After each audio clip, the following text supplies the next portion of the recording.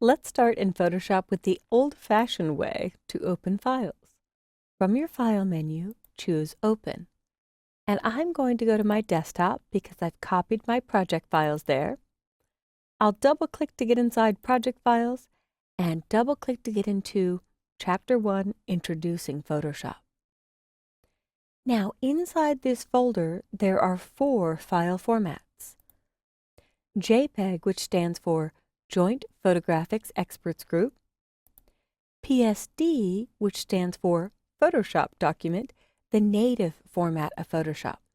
PSD files can contain layers, whether it be adjustment layers, type layers, layers of different images. It is the native Photoshop format. And I actually use that for placing into Adobe Illustrator or into InDesign or even into Dreamweaver, Adobe's web authoring application, because it will dynamically build through smart objects the web format that I tell it needs. JPEG is primarily a web format, but it's ideal for photographs. However, be warned, it is a lossy format.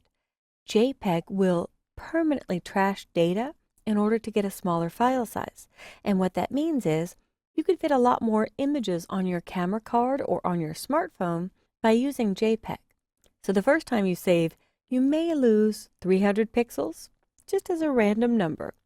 If you open it and save as JPEG again, Photoshop may look at the image and say, you won't notice if I trash 500 pixels. So now we've lost 800. So it gets progressively worse. It's like a copy of a copy of a copy. So be careful. If I receive a JPEG in from someone else, I immediately save as a Photoshop file so that it's uncompressed and I don't lose more data. The third format in this folder is .ai, Adobe Illustrator. It's a vector or something that was created from scratch in Illustrator, in this case something that was traced in Illustrator. And the last format is PNG, a newer web format. It stands for Portable Network Graphic, and what it really means is it can do all the rich colors of JPEG and some of the extra features we only used to get in GIF, the graphics interchange format. Things like transparency, the ability to wipe out a background, or animation. I love one of these shows that says we're doing the GIF of the night, where they have different shots that are just played in sequence, so there's slight animation to it. But I'm going to open the PSD. So with a double click, I've opened the old-fashioned way. Now, my favorite way is to open through File, Browse, and Bridge, which launches the free program that comes with Photoshop called Adobe Bridge, and I use it for all things Creative Suite. However, there is a handy little mini bridge right at the bottom, and in mini bridge I can see all of the images in a given folder and just double click to open it up. So mini bridge is a faster way if you're not exactly sure which one of the images you're going to work on right now, to get a good picture of what's in the folder instead of opening every one and going, this isn't the image I want. Let's do something destructive to this image.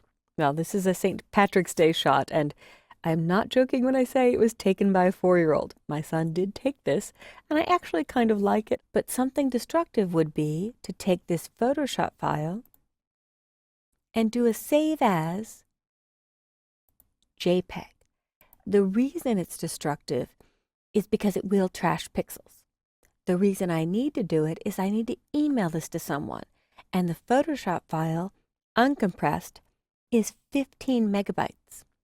A lot of corporate email systems don't allow attachments more than 1 or 2 megabytes, so I need to get this as small as possible in order to email it. And somebody doesn't need me eating up their inbox storage with a 15 meg file, so you should be saving down. But I always preserve my PSD as the original high-resolution, uncompressed version.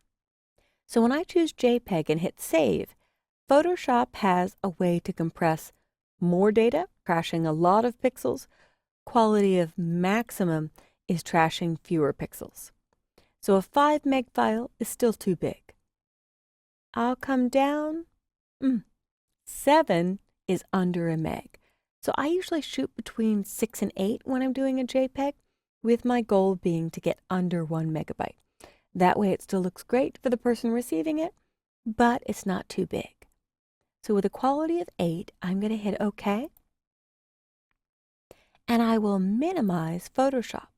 And if I open that Project Files folder and open my Chapter 1 folder, there we have the original image. Now 15.7 was Photoshop's estimate of the file size. Depending on your version of the operating system and Mac or Windows, that number will vary by 1 meg up or down. But my JPEG, I did hit under that magic number of 1 meg, so 986K. If I come back down to Photoshop, I could try another web format, File, Save As, and choose Ping, Portable Network Graphic. And when I hit Save, I noticed something in the last screen that added a little bit extra to the file size, and I'll show you next. But I'm just going to click OK on the defaults, minimize Photoshop, and the file size is 9 megs. I really didn't save a lot.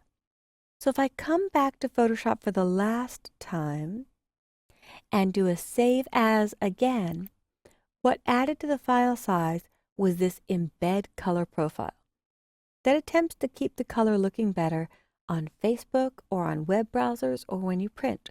But if I turn it off and I save as JPEG again, I'll add a little bit to the file name. No, ICC. It's technically called an ICC profile, the International Color Consortium. I'll hit Save. I'll leave it on the same quality, and now I'm reading a number of 978. Let's see the difference. I'll minimize.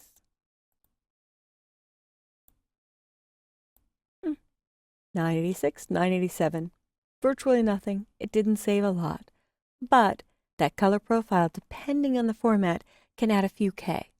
So if you don't need hard control over the color or want to control the appearance as much, you can uncheck Include Profile. I, as a color professional, always include the color profile because I want to know that I have more control over how the color looks when it lands on the web or when it's printed. And Facebook does read the color profiles, so you'll see a difference depending on what your color settings are. So this has been an overview of using File Open to open files, my favorite Mini Bridge to open files, and choosing several of the most popular file formats to get your file size down or prevent compression and keep an original uncompressed or PSD version of your photo.